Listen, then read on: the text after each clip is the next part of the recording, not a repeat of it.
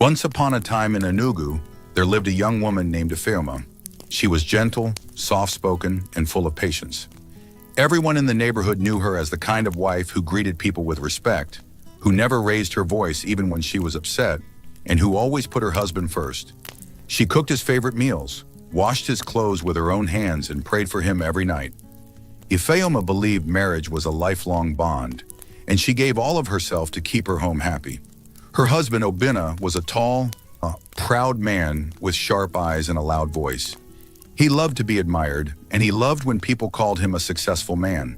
He had a small business that was beginning to grow, and he often told his friends that soon he would be one of the richest men in town. But Obinna had one weakness. He cared too much about what people said. He wanted to be praised at every gathering, and he hated anything that made him look weak before others. The problem in their marriage was simple but painful. After 5 years together, Ifeoma had not given birth to a child. Every year passed with no pregnancy. At first, Obinna tried to be patient. He told her, "Don't worry, our time will come." But as time went on, the whispers from family and neighbors grew louder. His mother would shake her head and say, "A man without a child has no legacy. You are wasting your years." His friends laughed at him in secret, mocking him with words like, "Obinna, are you even a real man? Where is your son?" All these words cut deep into his pride, and little by little, his love for Ifeoma began to turn into anger. One hot afternoon, Ifeoma sat at the dining table with a small plate of food waiting for her husband to return. She had cooked his favorite meal, jollof rice with fried plantain and goat meat. She wanted to surprise him, hoping that maybe food and kindness would soften his heart. But when Obinna walked in, he looked at the table and frowned. "You are cooking rice every day," he said coldly. "Rice will not give me children. Can you not see I am tired of this useless waiting?" Ifeoma froze, the spoon in her hand shaking. "Obinna, please don't talk like that. God will bless us. You know I have gone for tests. The doctor said there is nothing wrong." "Stop lying!" Obinna shouted, his hand slamming the table so hard that the plates rattled. "If there is nothing wrong, why is your womb empty? Tell me." 5 years, Ifeoma. 5 wasted years. Other men have children running around their houses, and I come home to silence. Do you know how people laugh at me? Tears filled Ifeoma's eyes. She stood and moved closer, trying to touch his arm. "Obinna, I am trying. I pray every day.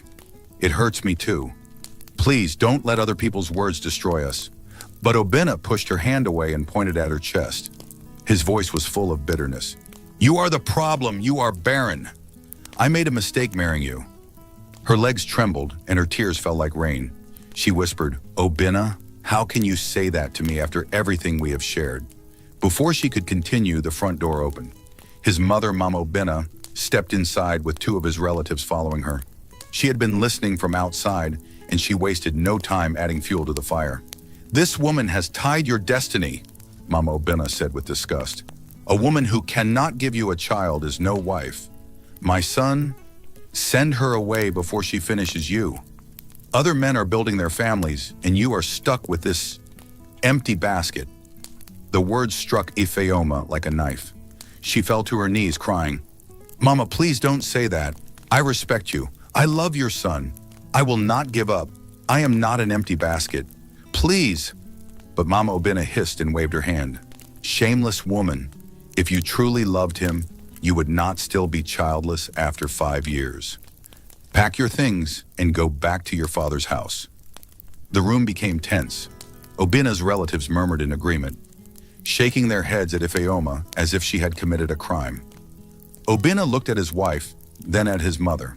His face hardened. "Ifeoma," he said slowly, his tone heavy with finality, "leave my house. I am done with you. I need a real woman who can give me sons. You have failed me." Ifeoma gasped, clutching her chest as though her heart had stopped. "Obinna, you cannot mean this. After everything, after the love we shared, you will throw me out because of this?" "Yes," he shouted. "You are barren. Get out," she cried, crawling closer to him, holding his leg. "Please, Obinna, don't do this to me. Give me one more chance. I will try every treatment. I will not stop praying. Please, my husband, don't send me away. But Obina's eyes were cold. He yanked his leg free and turned away. Pack your load before the sun goes down. The relatives nodded in approval, and Mama Obina smirked in satisfaction. Slowly, Ifeoma stood up. Her face was wet with tears and her voice broke as she spoke. Obina, I gave you my youth. I gave you my loyalty. I cooked for you, washed for you, prayed for you. I never once disrespected you. And this is how you repay me? By calling me barren in front of strangers? Obina looked away, refusing to meet her eyes. With trembling hands, she gathered the small handbag she had left by the corner. She did not even carry clothes. Her heart was too heavy to think of anything else. She walked toward the door, her sobs echoing through the house she once called home. When she stepped outside, the evening sky was turning dark. The street was quiet, but her body felt weak. She stumbled as she walked, her tears blinding her. Every step felt like carrying a mountain on her back. By the time she reached the roadside, her legs could no longer carry her.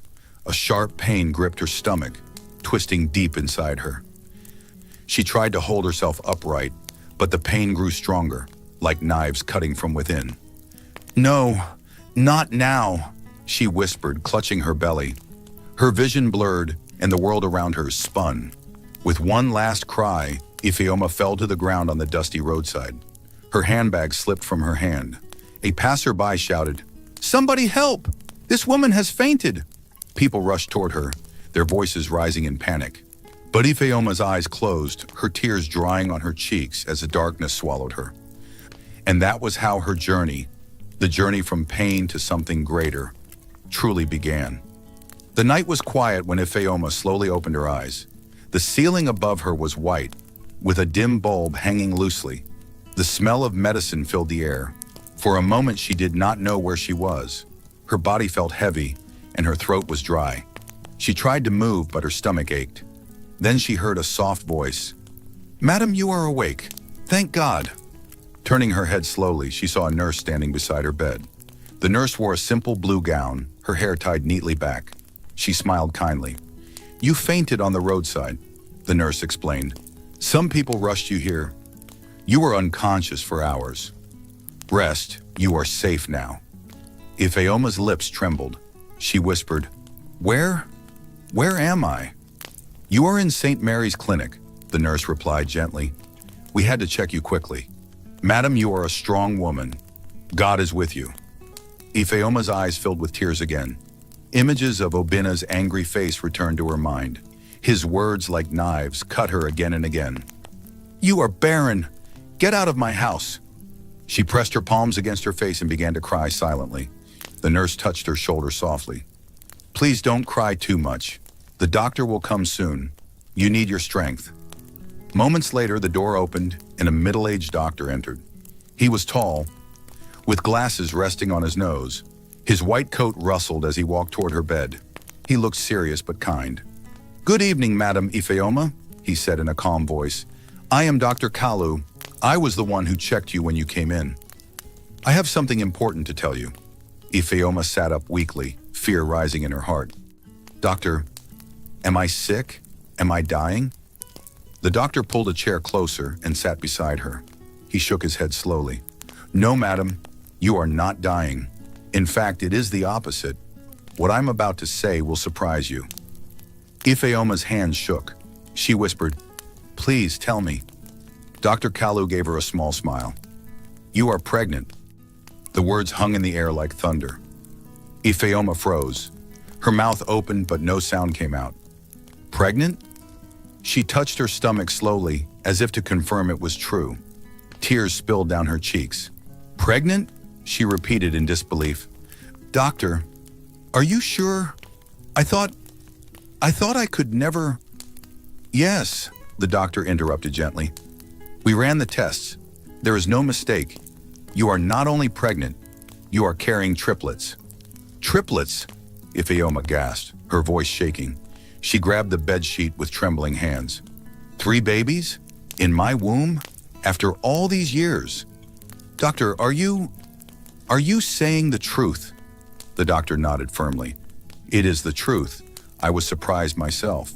But it is clear, Madam, you must take care of yourself. Carrying triplets will not be easy. You will need strength, patience, and good food. At that moment, Ifeoma covered her face and wept loudly. The sound filled the small room. She cried not out of sadness, but from the storm of emotions in her heart. She thought of all the nights she had knelt on the floor, begging God for just one child. She thought of the insults from her husband, the shame from her mother-in-law, the whispers from neighbors. And now when she had been cast aside and humiliated, God answered her with not one, but three. Why now, she sobbed. Why after he has thrown me away? Why after I have been disgraced before everyone? Why now, Lord? The nurse tried to comfort her. Madam, God's time is always the best. Maybe this is your story. Maybe this is how your life will change. But Ifeoma's tears flowed stronger. She could hear Obinna's voice in her head, mocking her. You are barren, useless, an empty basket. If only he knew. If only he could see the miracle inside her womb. Dr. Kalu placed a hand on her arm. Madam, listen to me. I do not know your full story, but I know one thing. These children are a gift. Protect them. No matter what anyone has said about you, no matter who left you, you must live for these babies.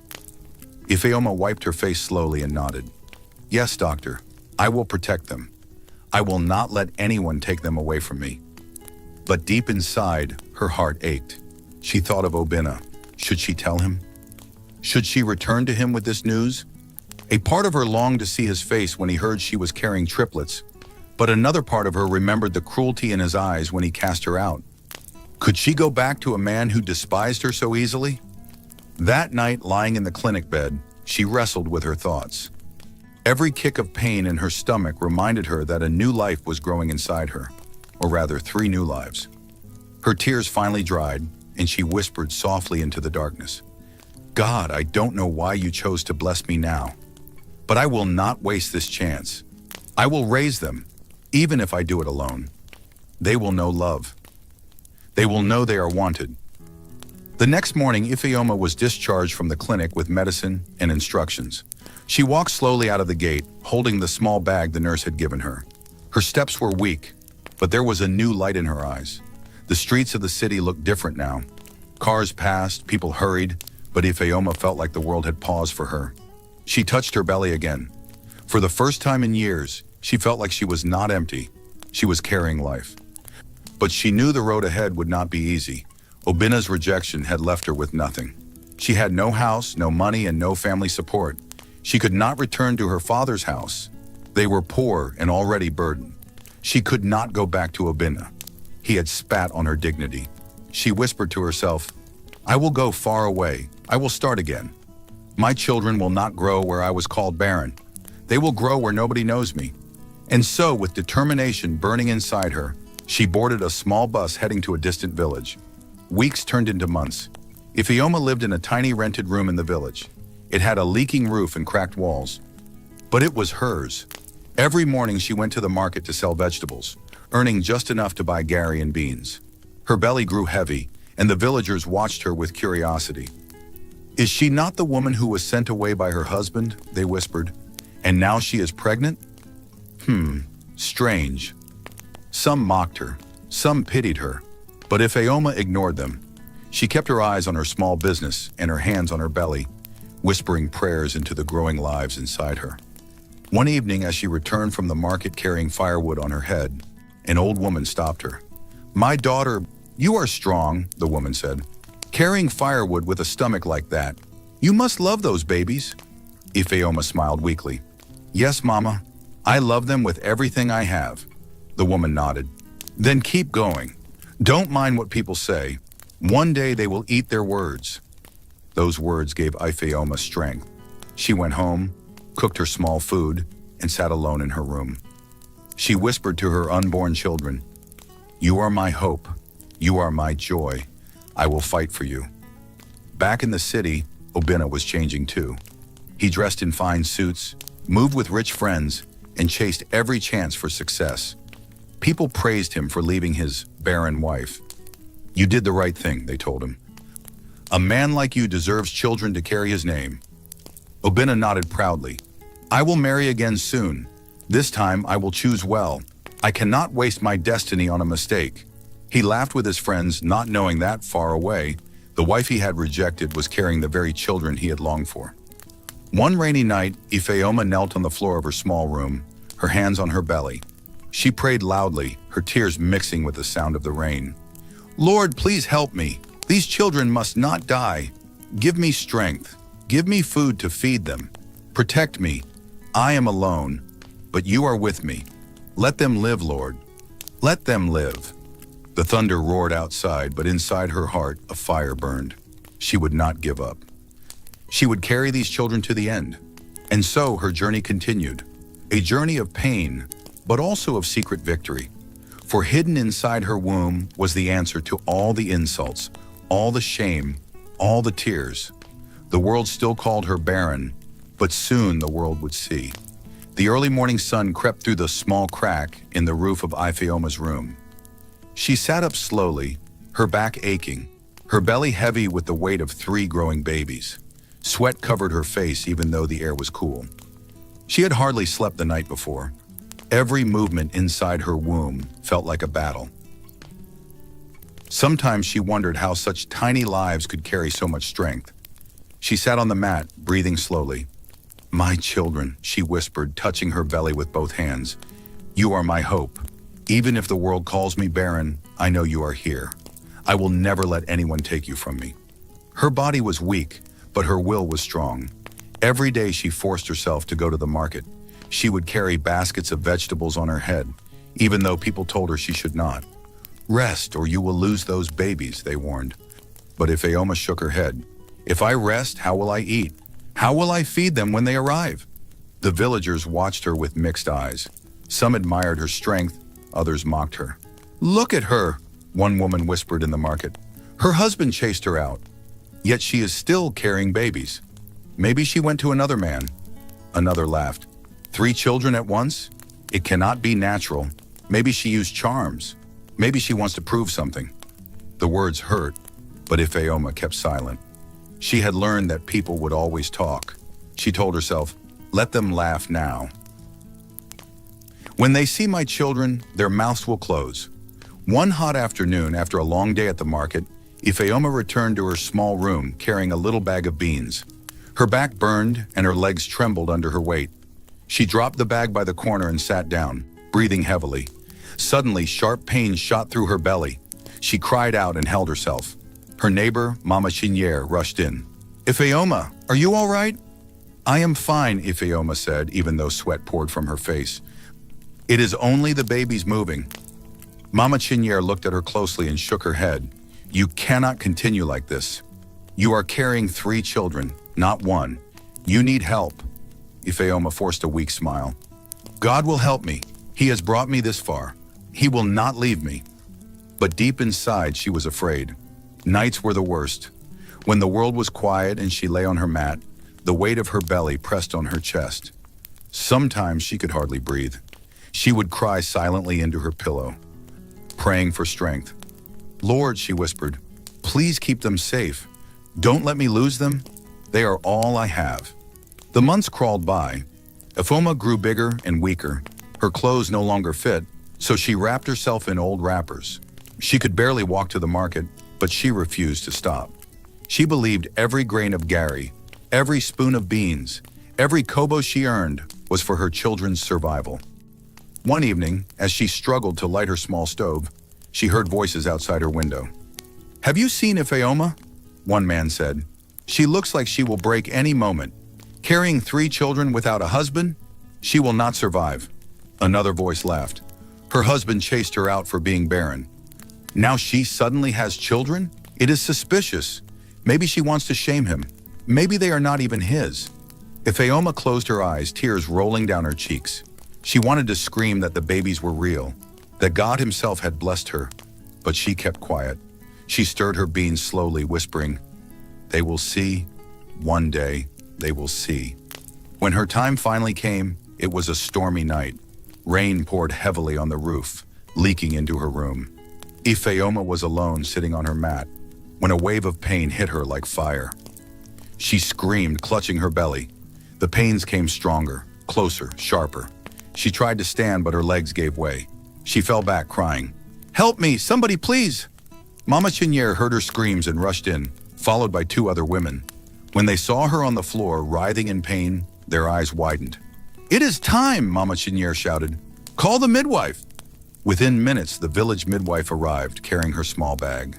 She knelt beside Ifeoma and touched her belly. "These babies are ready. You must be strong, my daughter."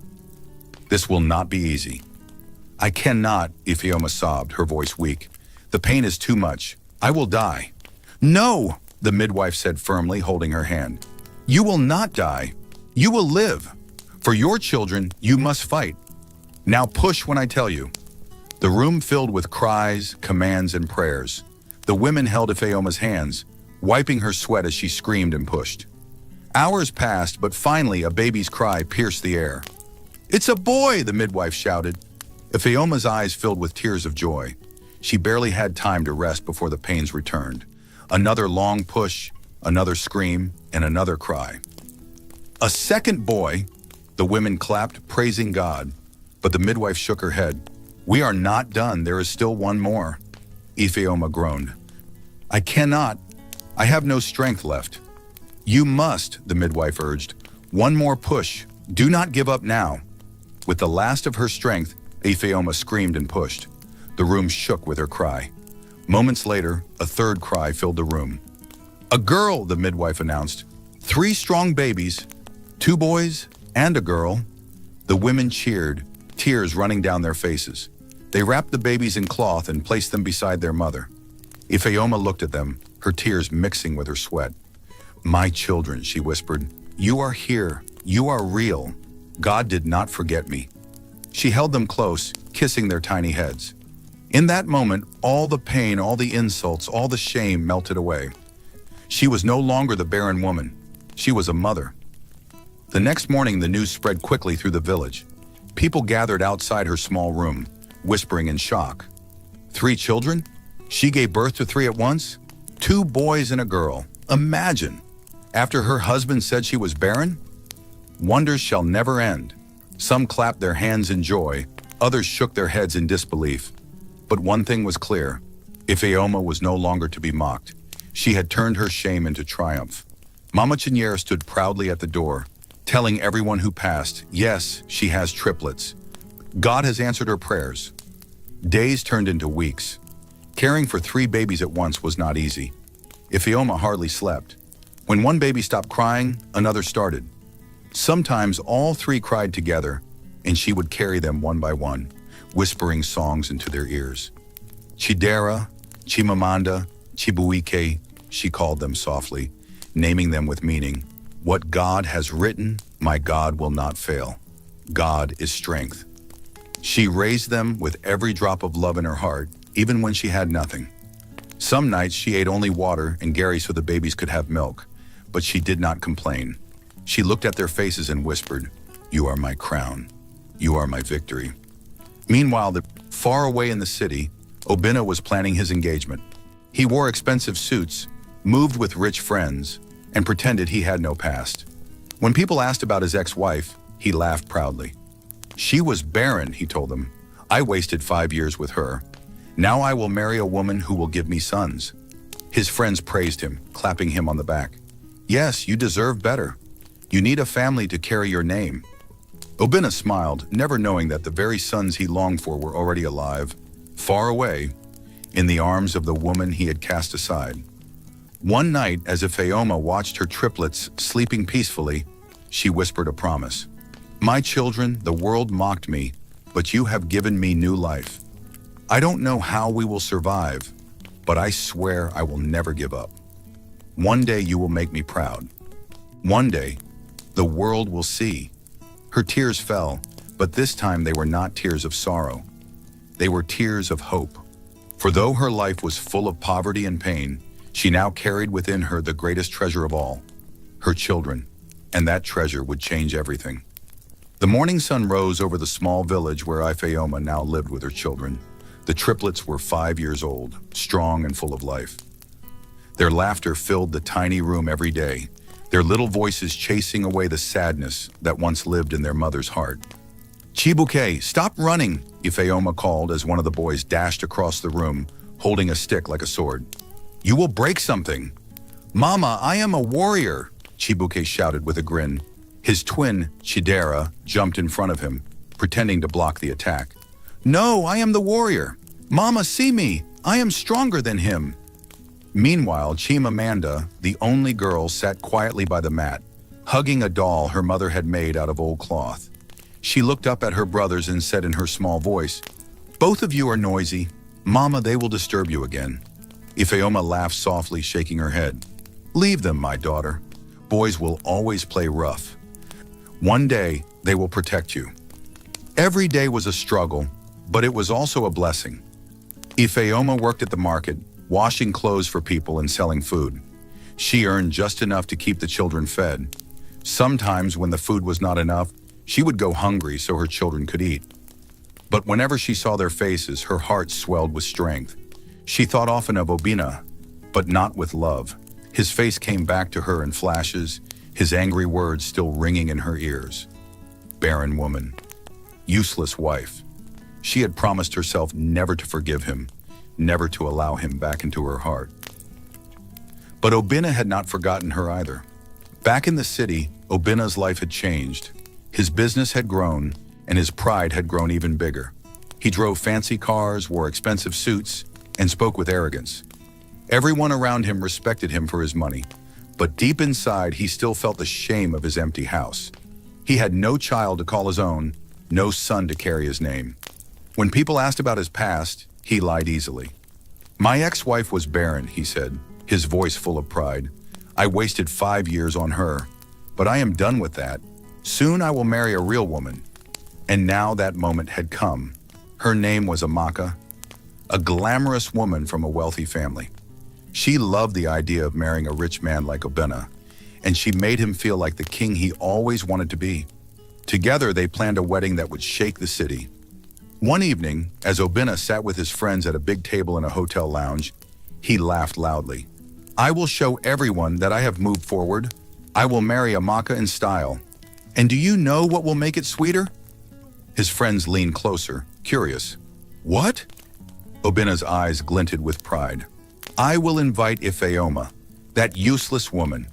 I will make her sit and watch me take a real wife. She will see what she lost. She will bow her head in shame. The men laughed, clapping him on the back. You are wicked, Obina, but you are right. She deserves to see your glory after disgracing you with her empty womb. Obina smiled, sipping his drink. Yes, she will come, and I will laugh when I see her face. Days later, in her small village, Ifeoma was returning from the stream when she saw a young boy running toward her. He carried a fancy golden envelope in his hand. Auntie Ifeoma, he shouted. A man brought this for you. He said it is important. She frowned and wiped her wet hands on her wrapper before taking it. The envelope was heavy, with shining letters pressed into it. She opened it slowly, her hands trembling. Inside was a card written in bold, beautiful writing. It was an invitation. You are specially invited to the wedding ceremony of Obina and Amaka. Come and witness the celebration of true love and a new beginning. Her breath caught. She read it again, her eyes burning with tears. At the bottom of the card, written in Obina's handwriting, were cruel words. Come and see what a real bride looks like. Maybe you will learn. The world around her blurred. She sat on a stone by the roadside, clutching the card tightly. The words stabbed her heart like a knife. After everything he had done, after throwing her away, after calling her barren, he still wanted to mock her. Tears rolled down her face. She whispered, Why, Obina? Why do you still hunt me? Have I not suffered enough? Her children ran to her, their small feet pattering on the ground. Mama, why are you crying? Chidera asked, holding her hand. She quickly wiped her tears and forced a smile. It is nothing, my son. But Chimamanda climbed onto her lap and touched the invitation. Mama, what is this paper? Why does it make you sad? Ifeoma hugged them tightly, pressing their little heads against her chest. It is nothing you need to worry about. Just know that I love you. You are all that matters. That night, after putting the children to sleep, Ifeoma sat alone by the small oil lamp. She stared at the invitation, anger and pain boiling inside her. "How cruel can he be?" she whispered. "He threw me out, he abandoned me, and now he wants to disgrace me in front of everyone. Does he not fear God?" She felt helpless, but then she remembered the strength she had gained over the years. She was no longer the broken woman who fainted on the roadside. She was a mother now. She was stronger. Still, she had nothing to her name. No fine clothes, no car, no riches. How could she show her face at such a wedding? She would only be mocked again. But God had a plan. A week before the wedding, a man she had once helped in the market came to visit. He was a businessman who had fallen sick years ago, and Ifeoma had given him food even when she had almost nothing herself. Now he was wealthy, and he never forgot her kindness. He arrived at her small house with a driver and 2 men carrying boxes. "Ifeoma," he said warmly, "I heard what your ex-husband is planning. I will not let him disgrace you. You once fed me when you had nothing. Now let me repay you." She looked at him in shock. "Sir, I don't understand." He smiled. "These boxes are filled with clothes and shoes for you and your children, and outside there is a car waiting. You will not walk to that wedding in shame. You will arrive like a queen." Tears filled her eyes. "Why are you doing this for me?" "Because good deeds never die," he replied. "You deserve to be honored, not mocked." When she stepped outside, she saw it. A sleek black Lamborghini parked by the road, shining under the sun. She gasped, covering her mouth. The man bowed slightly. "Madam, this car is yours for that day. Let your enemies see that God lifts the humble." Ifeoma fell to her knees, crying, "Thank you, Lord. You have remembered me." That night she sat with her children. She told them gently, "My darlings, we are going to a special place soon. But remember, no matter what happens, you must walk tall. You are not children of shame. You are children of blessing." The boys smiled proudly, and Chimamanda hugged her mother tightly. "We will make you proud, Mama." Ifeoma kissed their foreheads. "You already have, my loves. You already have." The wedding morning came bright and loud in the city. The hall chosen for the event was the biggest and most expensive in town. Cars lined up the streets as important guests arrived, dressed in colorful lace and fine suits. The sound of drums and trumpets filled the air, while photographers and cameramen moved around, snapping pictures of everything. Inside the decorated hall, flowers covered the stage where the couple would sit. Golden chairs sparkled under bright lights. Guests whispered to each other, admiring the beauty of the place. Everyone knew Obinna wanted this day to be grand, to prove his status and power. Obinna himself stood outside, smiling proudly in his white suit. He shook hands with his rich friends, his chest swelling with pride. "Today is my day," he kept saying. "Today everyone will see that I have moved forward."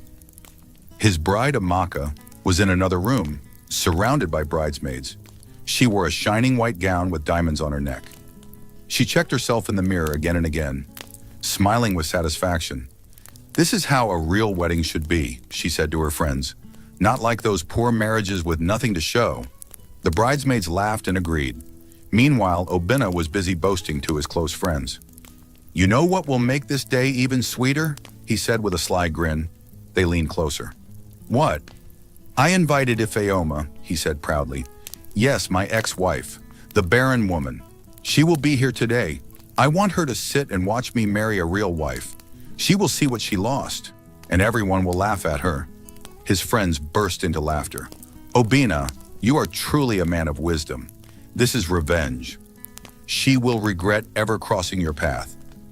Obinna laughed with them, feeling satisfied. He imagined Ifeoma walking in with her poor clothes, hiding her face in shame. He imagined her tears. He imagined the whispers from the guests. The thought alone made him feel like a king. Far away from the noise of the city, Ifeoma stood in front of her small mirror. She wore a bright yellow gown that hugged her figure gracefully. Her natural beauty shone through, her braided hair styled neatly, her neck carrying a simple but elegant necklace. Her children stood beside her, wearing matching yellow shirts and shorts. Their faces were clean, their shoes shining, their smiles bright. "Mama, do we look fine?" Chidera asked, adjusting his little shirt. Ifeoma bent down, smoothing his collar. "You look more than fine. You look like princes." Chibuke flexed his small arms proudly. "We will protect you today, Mama." Chimamanda held her mother's hand tightly. "Mama, don't cry again. Today you will be happy." Ifeoma's eyes filled with tears, but this time they were tears of pride. She kissed each of them on the forehead. "My treasures, you are my strength. Whatever happens today, remember this. You are not children of shame. You are children of blessing." At that moment, the sound of a car horn came from outside. They stepped out of their small house, and there it was, the black Lamborghini shining in the sunlight. A driver in a neat suit opened the door for them and bowed. "Madam," he said respectfully, "it is time." The children gasped, their eyes wide. "Mama, this car is like the ones in movies," Chidera shouted. Chibuike ran his hand along the shiny surface. "Are we really going to ride in this?" "Yes," Ifeoma said softly, smiling through her tears. "Today, we will ride like royalty." They climbed into the car, the doors closing with a smooth sound. The engine roared and the Lamborghini sped toward the city, drawing stares from everyone along the way. Back at the wedding, the hall was already full. Music played loudly as guests danced and clapped. Photographers moved quickly, capturing every moment. The air was thick with excitement. Obinna walked around, greeting his important guests. He was already smiling like a man who owned the world. "Today," he told himself, "everyone will see that I made the right choice." Suddenly, there was a stir outside. Guests near the entrance began murmuring. Heads turned. A sound unlike any other filled the air. The deep, powerful roar of a luxury engine. "Which car is that?" someone whispered. "It is a Lamborghini," another gasped. "Who could it be?" All eyes turned toward the gate as the sleek black car rolled to a stop. Its doors lifted slowly, drawing gasps of admiration. The photographers rushed forward, their cameras flashing. From inside, Ifeoma stepped out gracefully, dressed in her yellow gown. Her children followed, holding her hands. The sunlight caught their faces, showing their bright smiles and healthy figures. They looked like a picture out of a dream. Gasps filled the hall. Guests whispered loudly. "Is that not Ifeoma? The barren woman? But she has children, 3 of them." The murmurs grew louder, and everyone stood to see clearly. Inside the hall, Obinna froze. His laughter died in his throat. He turned slowly toward the entrance, and when he saw them, his face went pale. His mouth opened, but no sound came out. Amaka, still in her bridal room, heard the commotion and rushed out. When she saw Ifeoma walking in confidently with 3 children, her eyes widened in shock. She grabbed Obinna's arm tightly. "Who are they? You told me she was barren." The music stopped. The drums went silent. Every guest stared, waiting to see what would happen next. Ifeoma walked slowly down the red carpet, her children by her side. She did not look down. She did not hide her face. She walked like a queen, her chin lifted, her eyes shining. Each step was a statement. Each smile from her children was proof. And with every step, Obinna's pride began to crumble. The whispers in the hall grew louder. 3 children? So she was not barren after all. They even look like him. God has disgraced him today. Obinna's friends looked at him in confusion. "Obinna, what is this? You said she could not have children." Obinna's hands shook. Sweat ran down his face. He tried to laugh, but his voice cracked. They are not mine. She must have gone to another man." But as the children walked closer, the truth could not be denied. Their eyes, their smiles, even the shape of their faces. They carried Obinna's blood. Guests gasped louder, pointing and whispering. Amaka pulled her hand away from him, her face full of anger. "You lied to me. You told me she was barren. You made me believe she was useless, yet she carries your bloodline? What kind of man are you?" Obinna tried to speak, but no words came out. His world was collapsing in front of him. At that moment, Ifeoma stopped in the center of the hall. She looked around at the sea of faces staring at her, then fixed her eyes on Obinna. Her voice was calm, but it carried power. "Obinna," she said, "you threw me away. You called me barren. You mocked me in front of your family and your friends. You told me I was useless. Yet today, look at what God has given me. Look at the children you never believed I could carry. Gasps filled the hall again. Cameras clicked, capturing every word, every tear shining in her eyes. The children held her hands tighter, standing proudly beside her. The silence in the hall was heavy, waiting for Obina's response.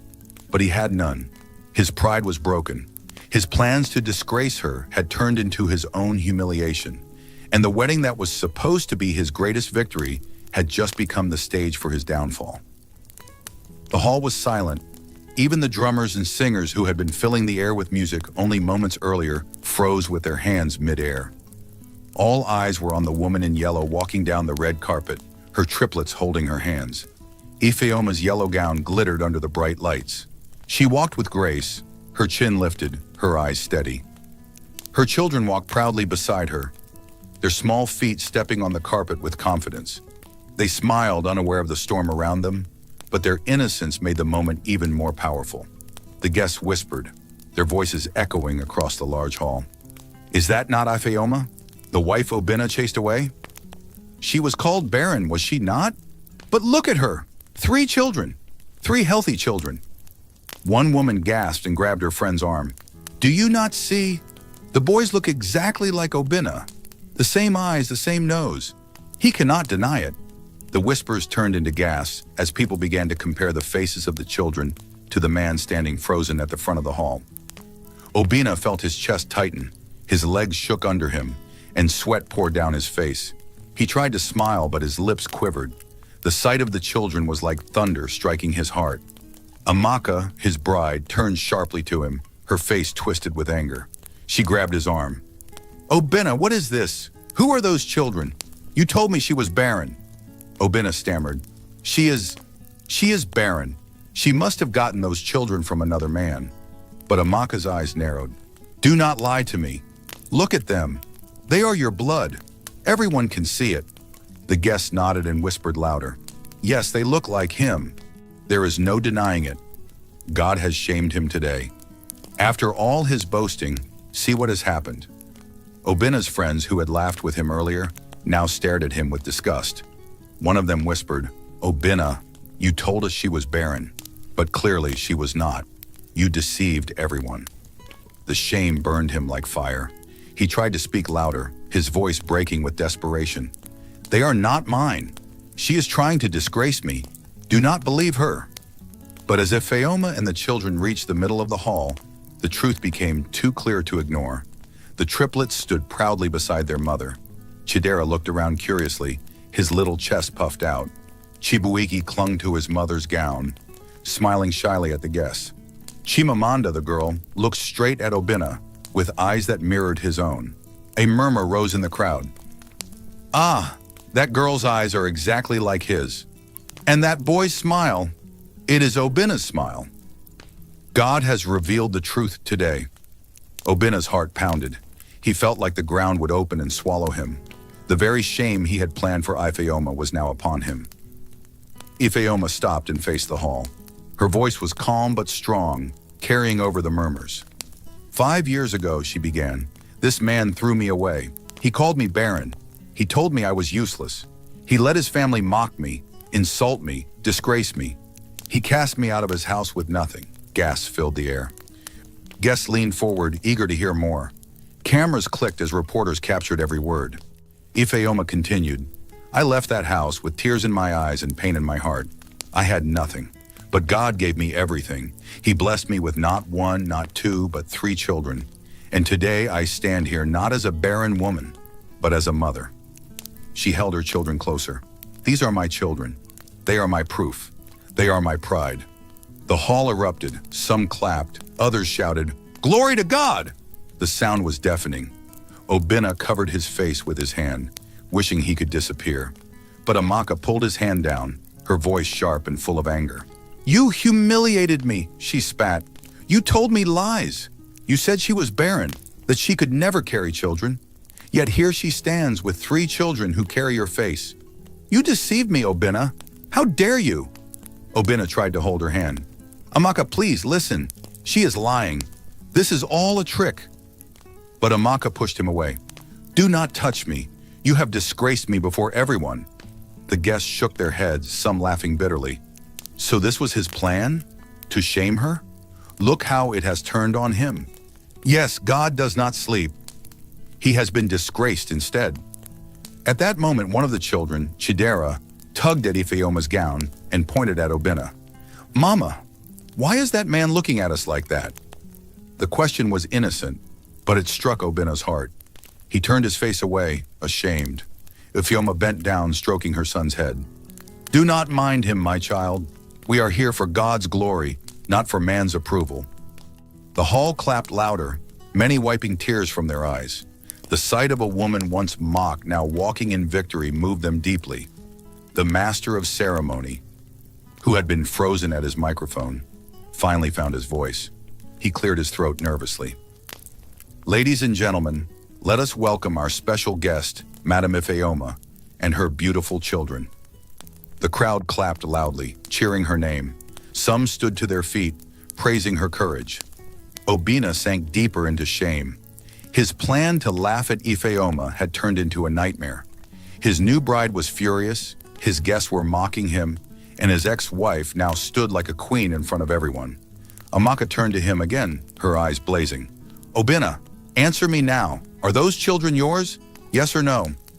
The hall went quiet again. All eyes turned to him. Even the reporters pushed forward, their microphones held out. Obinna stammered, his voice weak. I don't know. Maybe. They look like me, but... His words only made things worse.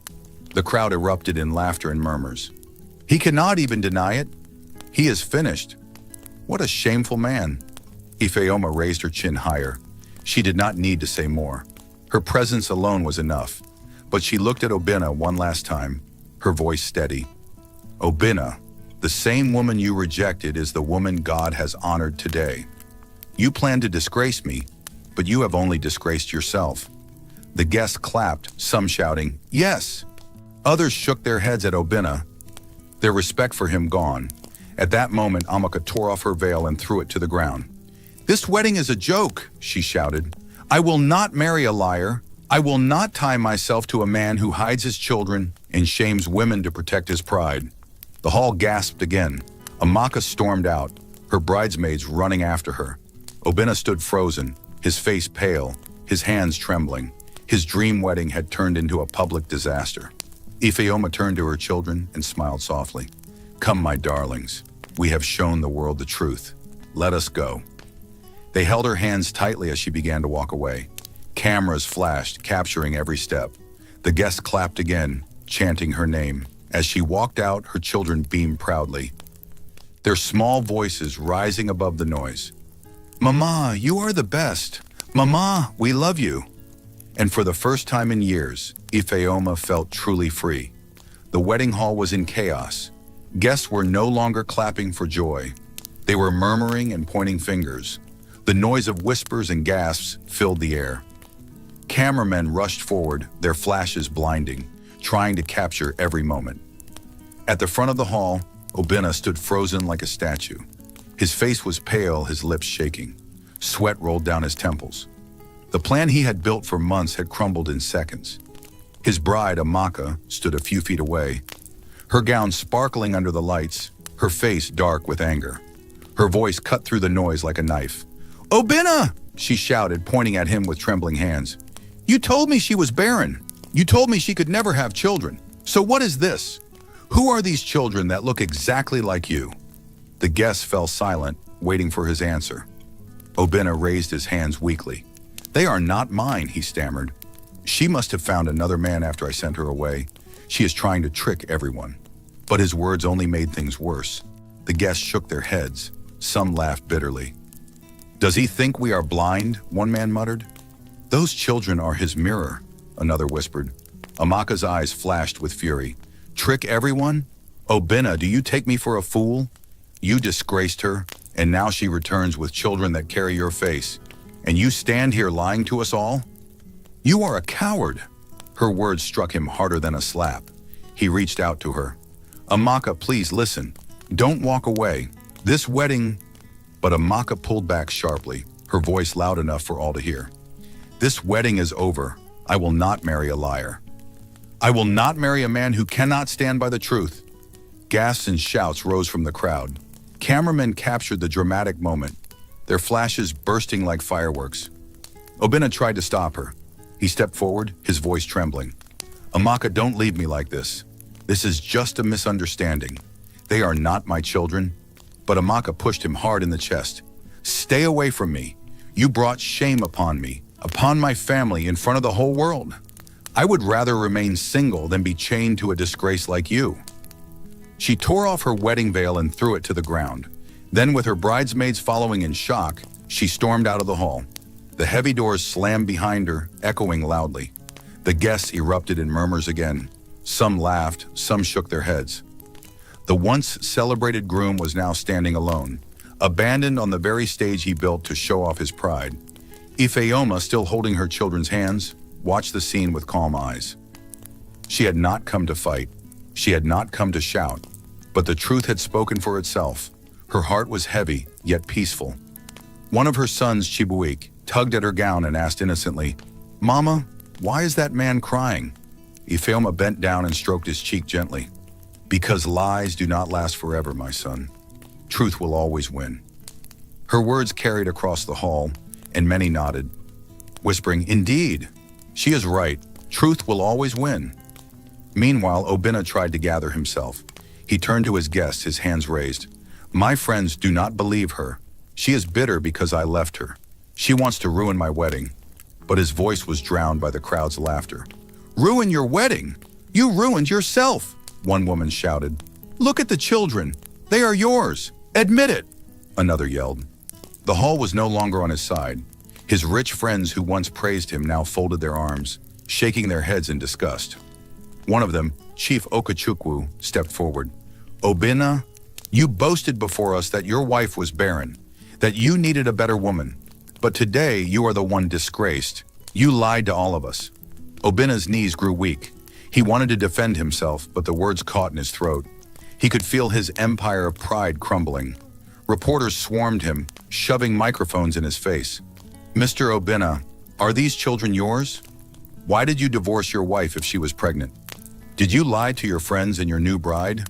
Sir, do you deny the resemblance?" The flashing lights blinded him.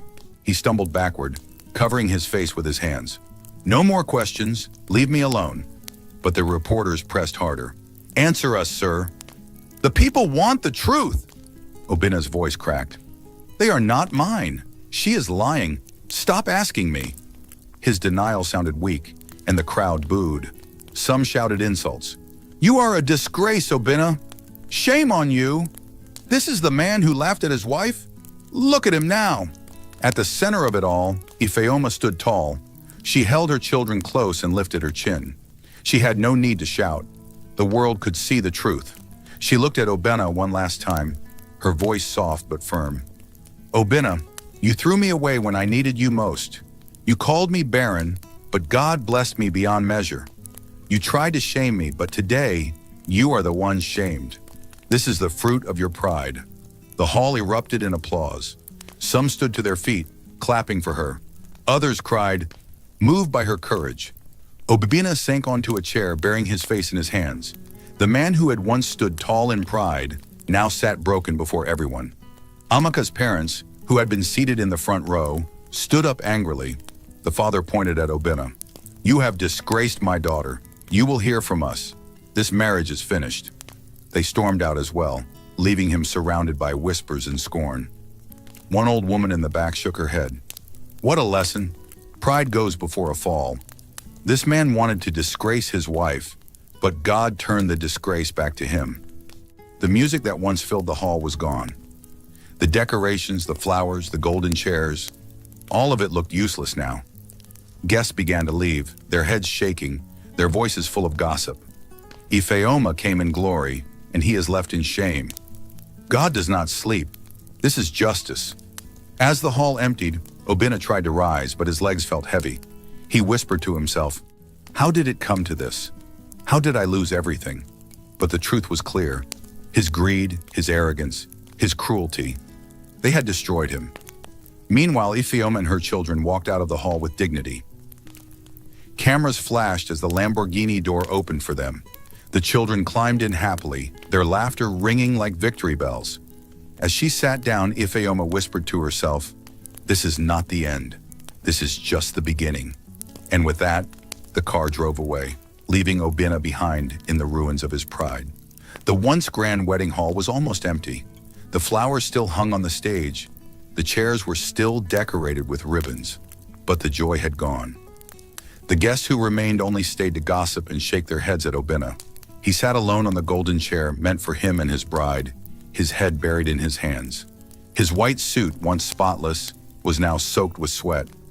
He could still hear the words ringing in his ears. Liar, coward, shameful man. Outside, the sound of the Lamborghini faded as Ifeoma and her children drove away. She had left with dignity, but he was left with disgrace. One of his business partners, Chief Okachukwu, walked up to him. His face was hard, his voice sharp. "Obinna, you deceived us. You told us your wife was barren, yet today we saw the truth with our eyes. How can I trust a man who lies even about his own bloodline?" "Chief, please," Obinna began, but the older man raised his hand to silence him. "No, business is about trust. If you can betray your wife, if you can lie to your friends, then you can betray anyone. From today, I am cutting all ties with you." He turned and walked out without another word. Obinna's mouth went dry. He reached for another guest, a younger businessman. "Brother, you know me. Do not abandon me now." This was only a misunderstanding, but the man pulled his hand away. "It is not a misunderstanding. Everyone saw it. The children are yours. You destroyed your own honor. Who will want to work with a man like you now? Goodbye, Obinna." One by one, his business partners walked out, leaving him surrounded by empty chairs. The empire he had built with pride was already beginning to crumble. Meanwhile, outside the hall, people crowded around Ifeoma. Reporters asked questions, their microphones pointed at her. "Madam Ifeoma, how does it feel to prove your ex-husband wrong in front of everyone? What message do you have for women who are mocked as barren? How did you raise these children alone?" Ifeoma held her children close, her voice calm and steady. "I did not come here to fight or to mock anyone. I came here because I was invited. I only wanted the truth to speak for itself. My children are proof that no man can write the final story of another person's life. Only God can." The crowd clapped and cheered. Her children smiled proudly as cameras flashed around them. For the first time, Ifeoma felt the world on her side. Back in the hall, Obinna's relatives whispered angrily among themselves. His mother, Mama Obinna, who had once laughed at Ifeoma, now looked ashamed. She muttered under her breath, "We mocked that girl, yet she carried the blessings we prayed for." One of the uncles shook his head. "This is what happens when pride blinds a man." He threw away his crown with his own hands. Obinna heard their whispers and shouted, his voice breaking, "Stop talking! All of you, stop talking! You think you are better than me? Leave me alone." But his relatives only shook their heads in disappointment. Slowly, they too began to leave, leaving him alone on the stage. Later that night, Obinna returned home to his mansion. The house that once felt like a palace now felt like a prison. The silence was loud, pressing against his ears. He threw his suit jacket on the floor and collapsed onto the sofa. He whispered to himself, "How did everything fall apart in one day? How did she return with those children? Why now, God? Why now?" He poured himself a drink, his hands shaking. But no matter how much he drank, the shame did not leave him. He could still see the faces of the guests, the cameras flashing, the sound of their laughter. And worst of all, he could still see the faces of the triplets, their eyes, their smiles. They were his. He could not deny it any longer. The following week, his downfall became public. Newspapers carried the story. The headline screamed, "Business tycoon humiliated at his own wedding. Ex-wife returns with triplets, exposes truth. Pride turns to shame, the story of Obinna." On television, the clips of Ifeoma's entrance in the Lamborghini played again and again. Her words echoed across the country. "You called me barren, but God blessed me." Meanwhile, Obinna's businesses began to collapse. Investors pulled out, saying they could not risk working with a man whose name was now tied to scandal. His reputation was destroyed. Even the banks refused him loans. In the village, Ifeoma's life changed overnight. People who once mocked her now greeted her with respect. Women brought food to her house saying, "You are a strong woman. You are an inspiration." Men nodded at her in admiration, whispering, "She carried her pain with dignity." Her children ran through the village proudly. "Our mom is the best," they shouted. Everyone laughed and clapped for them. Ifeoma sat outside her small house one evening, watching them play. Tears filled her eyes, but this time they were tears of joy. "Lord," she whispered, "you have turned my shame into glory. You have lifted me when I was on the ground. Thank you." But in the city, Obina was drowning. He called Amaka many times, begging her to forgive him, but she never answered. Her family had already returned the bride price and cut ties with him completely. One evening, he went to visit one of his old business partners, hoping to win him back. He knocked on the man's office door, his voice desperate. "Please, brother, hear me out. Give me one more chance. Do not throw me away." But the man only shook his head. "Obina, your problem is not business. Your problem is your pride. Until you learn humility, no one will trust you again." Obina left the office with tears in his eyes. For the first time in his life, he felt truly alone. Back in the village, Ifeoma's children sat around her at night, asking innocent questions. "Mama, why was that man so angry at us?" Chidera asked. "Mama, is he our father?" Chimamanda whispered softly. Ifeoma's heart ached, but she stroked their heads gently. "He is a man who made mistakes. But you, my children, you are not mistakes. You are blessings. Never forget that." The children nodded, smiling again. Days passed, and the gap between Ifeoma and Obina grew wider. She rose in dignity, while he sank deeper in shame. One evening, after losing yet another business deal, Obina sat alone in his empty mansion. The silence was heavy. He whispered to himself, "I thought I was building a kingdom, but I was building nothing.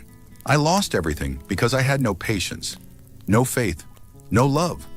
Tears rolled down his face. For the first time, he wished he could turn back time.